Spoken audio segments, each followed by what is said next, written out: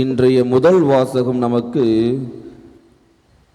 சற்று விசித்திரமாக இருக்கிறது. ஆமாவா இல்லையா? கேட்டீங்க வாசிக்கும் பொழுது, 1 லிட்டர் பால் எவ்வளோ? 1 லிட்டர் பால் எவ்வளோக்கு விற்கிறாங்கம்மா? 30 இல்லையே, 40 60 நம்ம 30 40 60 அப்புறம் 70 100க்கு மேலே போயிடும் போலியே. 1 லிட்டர் பால் எவ்வளோ? தோராயமாக பார்த்தோன்னா குறைஞ்சது ஒரு 54 ரூபா இருக்குன்னு வச்சுக்கோங்களேன். எசேயா இறைவாக்கினர் என்ன சொல்கிறாரு? உணவாக இல்லாத ஒன்றிற்காக நீங்கள் ஏன் பணத்தை செலவிடுகிறீர்கள்? என்ன சொல்கிறாரு? காசு பணமின்றி திராட்சை ரசமும் பாலும் வாங்குங்கள். இந்த காலத்தில் சாத்தியமா? வாங்க முடியுமா? காசு இல்லாமல் தெரிஞ்ச கடையில் போய் நின்னா கூட என்ன பண்ண மாட்டார்? மதிக்க கூட மாட்டார். காசு இல்லைன்னு சொன்னால் சொந்தக்காரங்களே நம்மளை திரும்பி கூட பார்க்க மாட்டாங்க. அந்த காலத்தில் நம்ம வாழ்ந்துட்டுருக்கோம். ஆனால் என்ன பண்ணுறாரு எசேயா இறைவாக்கினர்? காசு பணமின்றி திராட்சை ரசமும் பாலும் வாங்கி பருகுங்கள்னு சொல்கிறாரு. இது சாத்தியமா என்று பார்த்தால் தெரியல. அது நீங்கள் தான் சொல்லணும். இறுதியாக கடைசியாக ஒரு வரிகளை சொல்கின்றார். தாவீதுக்கு நான் காட்டிய மாறாத பேரன்பை உங்களுக்கும் காட்டுவேன். ஏன் திடீரென்று தாவீதை இங்கே கொண்டு வரணும்? எதற்காக திடீரென்று தாவீதுக்கு இவ்வளவு பெருமையை காட்டினர் என்று ஆண்டவர் நமக்கு கூற வேண்டும்.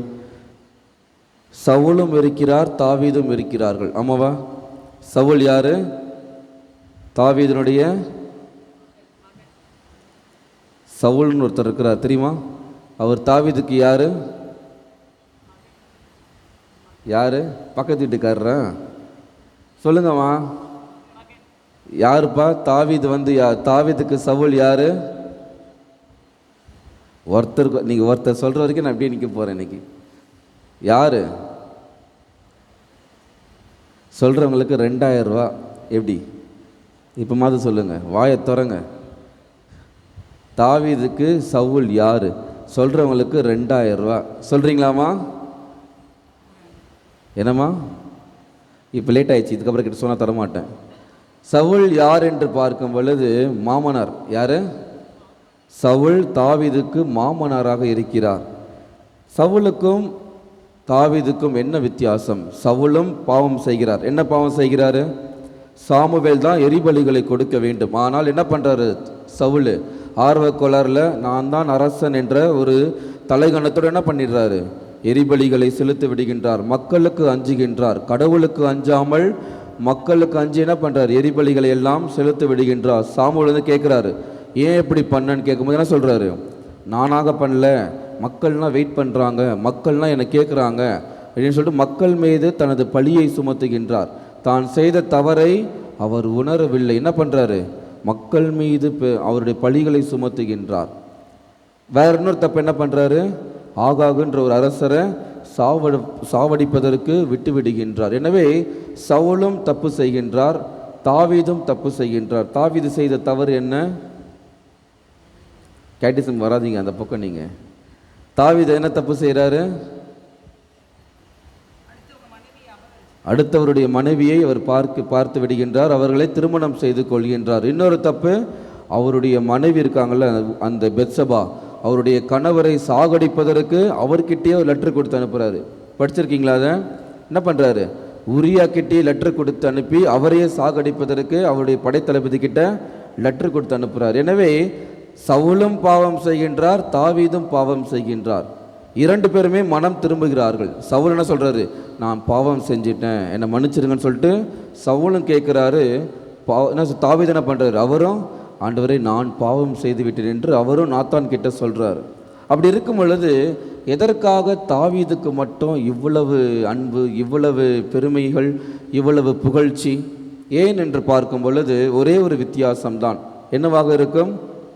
சவுலும் மனம் மாறினார், தாவீதும் மனம் மாறினார். சவுளுடைய மனமாற்றம் எப்படிப்பட்ட மனமாற்றம்? அவருடைய பேரு கெட்டு போயிடக்கூடாது, பெரியவர்கள் முன்னாடி என்னுடைய பேரு கெட்டு போயிடக்கூடாது. இதெல்லாம் நீங்கள் வீட்டில் போய் படிங்க. 2 சாமுவேல், 1 சாமுவேல், 2 சாமுவேல், இந்த 2 புத்தகங்களையும் படித்தீர்கள் என்றால் நம்முடைய வாழ்க்கைக்கு நம்ம நிறைய விஷயங்களை கற்றுக்கொள்வோம். எப்படிப்பட்ட மனமாற்றத்தை நாம் கொண்டிருக்க வேண்டும் என்பதை அந்த புத்தகங்கள் நமக்கு சொல்லி காமிக்கும். சவுல் என்ன பண்ணுறாரு? தன்னுடைய பெயர் கெட்டு போயிடக்கூடாது, நம்முடைய மக்கள் முன்னாடி தான் தலை குனிஞ்சு நின்றக்கூடாது என்ற ஒரு மனமாற்றத்தை கொண்டிருக்கின்றார். ஆனால் தாவீதினுடைய மனமாற்றம் அப்படிப்பட்ட மனமாற்றம் கிடையாது. எந்த ஒரு எக்ஸ்கியூஸும் அவர் கொடுக்கவே இல்லை.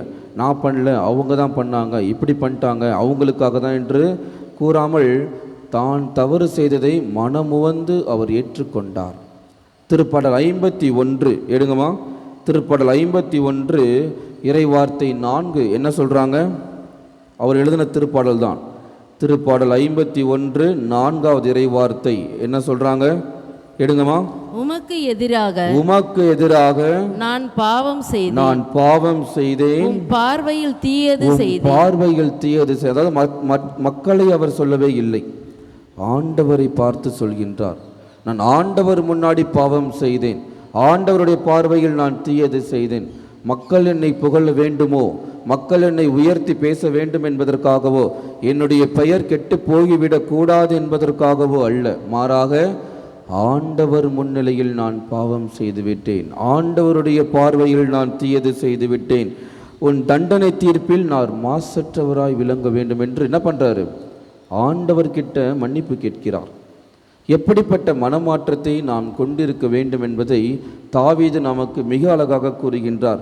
அப்படியே 11வது இறைவாசனை வாசிங்க. 11 உமது முன்னிலையிலிருந்து என்னை தள்ளிவிடாதேயும், உமது தூய ஆவியை என்னிடமிருந்து எடுத்து விடாதேயும். அதுதான் தாவீது கேட்கிறாரு. மக்களை பற்றி பேசவே இல்லை, மக்கள் முன்னாடி நான் கெத்தா இருக்கணும், கௌரவத்தோடு இருக்கணுன்றது இல்லை, மாறாக உமது முன்னிலையிலிருந்து என்னை தள்ளிவிடாதையும், உமது பார்வையில் நான் எப்பொழுதுமே தெரிந்து கொண்டே இருக்க வேண்டும், உமது ஆவியை என்னிடமிருந்து எடுத்து விடாதையும். எப்படிப்பட்ட மனமாற்றத்தை தாவீது கொண்டிருந்தார். அதனால தான் இன்று வரை தாவீதை பற்றி நாம் பேசுகின்றோம், சவுலை நாம் பேசுவதே இல்லை, சவுலை நாம் கண்டு கொள்வதே இல்லை. நான் எப்படிப்பட்ட மனமாற்றத்தை கொண்டிருக்கின்றேன்? ஆண்டவர் நம்மை பார்த்து கொண்டே இருக்கின்றார். திருத்துதர் பணிகள் 18-16வது அதிகாரம், திருத்துதர் பணிகள் 16:31 எடுத்துட்டீங்களாமா? அதற்கு அவர்கள் வாசித்ததும் உட்காருங்கம்மா. அதற்கு அவர்கள் ஆண்டவராகிய இயேசுவின் மேல் நம்பிக்கை கொள்ளும், அப்பொழுது நீரும் உன் வீட்டாரும் மீட்படைவீர்கள். தாவீது ஆண்டவர் மீது முழுமையான நம்பிக்கை வைத்திருந்ததனால் அவருடைய குடும்பம் எல்லாமே நம்ம என்ன பண்ணுறோம்? நினைவில் வைத்திருக்கின்றோம். சவுல் தன்னுடைய புகழ்ச்சி மீது, தன்னுடைய பேரு மீது, பதவி மீது ஆசை கொண்டிருந்தார். ஆண்டவர் மீது அவர் நம்பிக்கை வைக்கவில்லை. இன்று இயேசுவின் பின்னாடி 5000 மக்கள் பின்னாடியே போகிறாங்க. வெறும் ஆண்களின் எண்ணிக்கை ஏறத்தாழ 5000. அப்போ பெண்களின் எண்ணிக்கை எவ்வளவு இருக்கும்? குழந்தைகள் எவ்வளவு இருப்பார்கள்? அவ்வளவு பேருக்கு அவர் உணவு கொடுக்கிறார் என்றால் அது சாதாரணமான விஷயமா? அவ்வளவு பேர் உட்கார வச்சு அவர்களுக்கு சாப்பாடு பரிமாறி என்ன பண்ணுறார்? அவர்கள் மீது பரிவு கொள்கின்றார். தாவீது மீது பரிவு கொள்கின்றார். யாரெல்லாம் உண்மையாக மனம் மாறுகிறார்களோ, யாரெல்லாம் அவர்தான் கதி என்று ஓடி வருகிறார்களோ, அவர்கள் மீது மனம் இறங்குபவராக, பரிவுள்ளம் கொள்பவராக அவர் இருக்கின்றார். நான் எப்படிப்பட்டவனாக எனது வாழ்க்கையை அமைத்து கொள்ளப் போகிறேன்? அதே திருத்துதர் பணிகள் 3:19 எனவே உங்கள் பாவங்களை போக்கப்படும் பொருட்டு மனம் மாறி அவரிடம் திரும்புங்கள். உங்கள் பாவங்கள் போக்கப்படும் பொருட்டு மனம் மாறி அவரிடம் திரும்புங்கள். நான் அவரிடம் திரும்பி வருவதற்கு தயாராக இருக்கிறேனா? தாவீது திரும்பி வந்ததனால் தன்னுடைய முழு அன்பை, இயேசுவினுடைய ஆண்டவருடைய முழு அன்பை சுவைத்தவராக இருக்கின்றார். நான் எப்பொழுது இயேசுவின் அன்பை சுவைக்கப் போகிறேன்? இயேசுவினுடைய அன்பை சுவைப்பதற்கு நான் தயாராக இருக்கிறேனா? சிந்தித்து பார்த்து இத்திருப்பலியில் நாம் பக்தியோடு மன்றாடுவோம். அனைவரும் எழுந்து நின்று நமது விசுவாசத்தை